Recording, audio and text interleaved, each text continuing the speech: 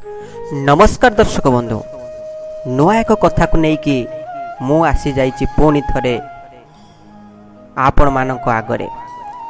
आज सुंदर कथाटी जानिबा। गंगा देवी तांकर 7 पुत्र को से नदी रे विसर्जन करी मारी देइचंती।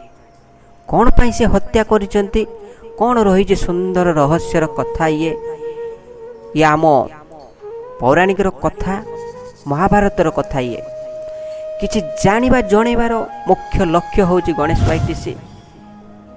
दर्शक बंधु किछि कथा जानतु, आपणकर समय वेस्ट होवार नहीं।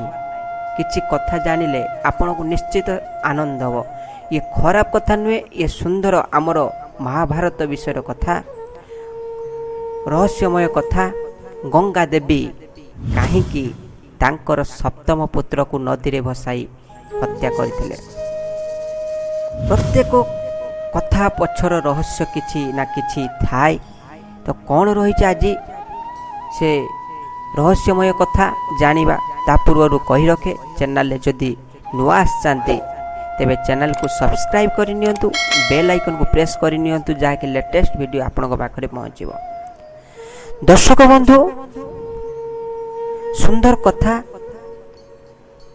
आउ जदि भिडियोटी भल लागिबो निश्चित सांग साथी मानक सहित शेयर करंतु। काहेकि ना निजे जानिला परे जणांतु अन्य मानकु। एटा गोटे भल कथा आज्ञा। चलंतु डेरी न करी आरंभ करिया आजिर भिडियो। सुंदर रहस्यमय कथा। आज गंगा नदी कूल रे दिने कौन होइछि ना शांतनु राजा, जानिथिबे आपण हस्तिनापुरर सेतेबेलर शांतनु राजा थिले। से एमिति दिने शिकार रे बाहरी चंती। शिकार करने को जीवा समय से गंगा नदी कूल रे ही वितरण करिसंती। सेही समय रे गंगा देवी मानवी रूप धारण करी सेटारे वितरण करुछन। काहेकि ता पछर रहस्य मध्य अछि। से शांतनु राजा को आकर्षित करबा पई थिला तांकर पछर रहस्य कहानी।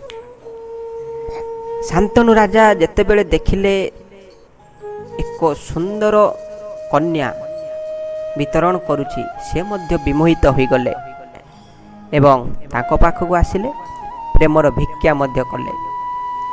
किंतु गंगा देवी किछि शर्त रखिथिले जे मु निश्चित तम प्रेम भिक्षा ग्रहण करिबी, किंतु मोर शर्त अछि किछि। ना कौ सत्य ना एई सत्य महाराज, मोर परिचय केबे आपण पचारिबेनी आ मोर उद्देश्य रे केबे हस्तक्षेप करिवे नाही। आज्ञा शांतनु महाराज तांको शर्त रे मध्य राजी हेतिले। 2 जण विवाह बंधन रे बांधी हेले। आनंद रे तांकर संसार चलिला। किछि दिन परे तांकर प्रथम पुत्र संतान जात हैला। किंतु गंगा देवी कौन कले ना से पुत्र संतान को नहीं नदी रे भसाई देले। यह जेते बेले शांतनु देखिले सी होचंदी शर्त रे बंधा, किछि भी पचारि पारिले नाही। कौन पाई कौन उद्देश्य रे या करूचंती से मध्य किछि पचारिले पारिले नाही। एमिति करी पुणी एक पुत्र संतान हैला, ताकू मध्य नदी रे भसाई देले।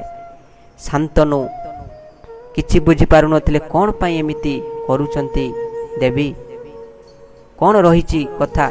से शर्त रे बंधा, काहेकि जदि पचारि दियंती तांकर शर्त भंग हेबो एवं शर्त अनुଯାयी से तांको छाड़ी पळाइबे। एमिति करी 7म पुत्र को से नदी रे भसाइचंती। जेते बेले 8म पुत्रर पाଳି पड़िछि भसाइबा को नौथांती, सही समय रे शांतनु महाराज तांको अटकाइचंती एवं पचारिचंती।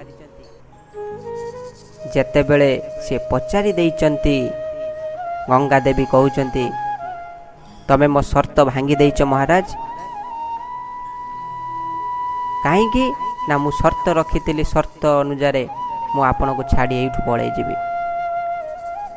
आउ गोटे कथा शुणु। आपण मो उपरे संदेह प्रकाश करिसंती, मते संदेह दृष्टि रे देखिसंती, तो मु एठी रही पारिबे नाही। किंतु कथा दउची ଆପଣଙ୍କର ଏଇ ଅଷ୍ଟମ ପୁତ୍ରକୁ ଠିକ୍ ଉଚିତ ସମୟ ଆସିଲେ ମୁଁ ଆପଣଙ୍କୁ ଫେରାଇ ଦେବି। କାହିଁକି ଥିଲା? ସେ ବାରମ୍ବାର ପ୍ରଶ୍ନ ପଚାରିଲେ ଶାନ୍ତନୁ ମହାରାଜ, କାହିଁକି ତମେ ମୋର ସପ୍ତମ ବା 7ଟି ପୁତ୍ରକୁ ହତ୍ୟା କଲ? ସେଇଟାରେ ସେ ଉତ୍ତର ଦେଇ କହିଛନ୍ତି, ମହାରାଜ ମୁଁ ଆପଣଙ୍କର କଥାରେ ସମ୍ମତି ନୁହେଁ। କାହିଁକି ନା ମୁଁ ହତ୍ୟା କରିନାହିଁ, ମୁଁ ସେମାନଙ୍କୁ ମୁକ୍ତି ଦେଇଛି। ଏହା ପଛର କାହାଣୀ ମଧ୍ୟ ସେ ବୁଝିପାରିଲେ ନାହିଁ। ମୁକ୍ତି କ'ଣ ପାଇଁ, କ'ଣ କଥା ସେ ସେଇଠି ତାଙ୍କୁ ବୁଝେଇ କହିଛନ୍ତି ଯେ ଏ 8 ଜଣ ପୁତ୍ର ପୂର୍ବବର୍ତ୍ତୀ ସମୟରେ ଇନ୍ଦ୍ର ମହାରାଜଙ୍କର 8 ଜଣ ଭାଇ ଥିଲେ, ଯାହାକୁ ରକ୍ଷକ କୁହାଯାଉଥିଲା, ଯାହାକୁ ମଧ୍ୟ ଅଷ୍ଟ ବସୁ ମଧ୍ୟ କୁହାଯାଉଥିଲା। ସେମାନେ ଥରେ ବ୍ରାହ୍ମଣ ବା ଋଷି ରୂପ ଧାରଣ କରି ମର୍ତ୍ତ୍ୟ ଲୋକରେ ଆସି ବଶିଷ୍ଠଙ୍କର ବିନା ଅନୁମତିରେ ତାଙ୍କର ଗାଈକୁ, ଯାହାର ନାମ ଥିଲା ନନ୍ଦିନୀକୁ ଚୁରାଇଥିଲେ, ଯାହାକି ବଶିଷ୍ଠ କ୍ରୋଧିତ ହୋଇ ତାଙ୍କୁ ଅଭିଶାପ ଦେଇଥିଲେ ଯେ ତମେ ମର୍ତ୍ତ୍ୟ ଲୋକରେ ମାନବ ରୂପ ଧାରଣ କରି ଜୀବନ ଅତିବାହିତ କରିବ। ତାଙ୍କର ଭୁଲ ସ୍ୱୀକାର କରି ସେହି 8 ଜଣ ଭାଇ ତାଙ୍କର ପାଦ ତଳେ ପଡ଼ି କ୍ଷମା ଭିକ୍ଷା କରିଥିଲେ। ବଶିଷ୍ଠ କହିଲେ, ଠିକ୍ ଅଛି, ତମ ଭିତରୁ 7 ଜଣ ଭାଇ 9 ମାସ ଭିତରେ ମୁକ୍ତି ପାଇଯିବ, କିନ୍ତୁ ଯିଏ ଗାଈଟିକୁ ଖୋଲିଥିଲା ସେ ଭାଇ ତାର ଜୀବନ ଏ ମର୍ତ୍ତ୍ୟଧାମରେ ଅତିବାହିତ କରିବ ଏବଂ ଠିକ୍ ସମୟ ଆସିଲେ ସେ ମୁକ୍ତି ପାଇବ। ଆଜ୍ଞା, ଇଏ ଥିଲା ଅଷ୍ଟବସୁଙ୍କର କେମିତି ମୁକ୍ତି ପାଇବେ। ତେଣୁ ଆପଣ ଯାହା ଭାବୁଥିବେ ଯେ ଇଏ ହତ୍ୟା ହୋଇଛି, ନାହିଁ, ମୁକ୍ତି ପ୍ରକୃତରେ ମୁକ୍ତି ପାଇଲେ ସେମାନେ। କିନ୍ତୁ ଯେଉଁ ଅଷ୍ଟମ ବାଳକ ରହିଗଲା ସିଏ ଆଜ୍ଞା କିଏ ଜାଣିଛନ୍ତି? ସିଏ ହେଉଛନ୍ତି ଦେବବ୍ରତ, ଯାହାକୁ ପିତାମହ ଭୀଷ୍ମ କୁହାଯାଏ। ଆଉ ଗଙ୍ଗା, ସେ ମଧ୍ୟ ବ୍ରହ୍ମଦେବଙ୍କ ଠାରୁ ଅଭିଶାପ ପାଇଥିଲେ ଯେ ସେ ମଧ୍ୟ ମର୍ତ୍ତ୍ୟ ଲୋକରେ ମାନବୀ ରୂପ ଧାରଣ କରିବେ। ଯେତେ ପର୍ଯ୍ୟନ୍ତ ସେ ଭର୍ତ୍ସନା ସହିନାହାନ୍ତି ସେ ମୁକ୍ତି ପାଇବେ ନାହିଁ। ତେଣୁ ଗଙ୍ଗା ମାତା ସେ ମଧ୍ୟ ଶେଷରେ କହିଛନ୍ତି ଯେ ମୁଁ ହେଉଛି ଗଙ୍ଗା ଦେବୀ, ଦେବକନ୍ୟା, ମୋର ଅଭିଶାପ କାରଣରୁ ମୁଁ ଏଠି ମାନବୀ ରୂପ ଧାରଣ କରି ଭର୍ତ୍ସନା ସହିଛି ଏବଂ ମୁଁ ଆଜି ମୁକ୍ତିରୁ ଉଦ୍ଧାର ପାଇଛି। ତ ଏହା ଥିଲା ସୁନ୍ଦର ରହସ୍ୟମୟ କଥା। କେମିତି ଲାଗିଲା ନିଶ୍ଚିତ କମେଣ୍ଟରେ ମୋତେ ଜଣାଇବେ। ଆଉ ଭଲ ଲାଗିଥିଲେ ମୁଁ କହିଛି ସାଙ୍ଗସାଥିମାନଙ୍କ ସହିତ ସେୟାର କରିବେ। ଆଉ ହଁ, ଲାଇକ୍ କରିବାକୁ ଟୋଟାଲି ଭୁଲନ୍ତୁ ନାହିଁ। କାହିଁକି ଲାଇକ୍ କଲେ କାହାର କିଛି ଯାଏନି, ଆମକୁ ମୋଟିଭେସନ୍ ମିଳେ ଏମିତି ଭଲ ଭଲ କଥାକୁ ନେଇ ଆସିବା ପାଇଁ ଆପଣଙ୍କ ପାଖରେ। ତ ରହୁଛି, ଜୟ ଜଗନ୍ନାଥ।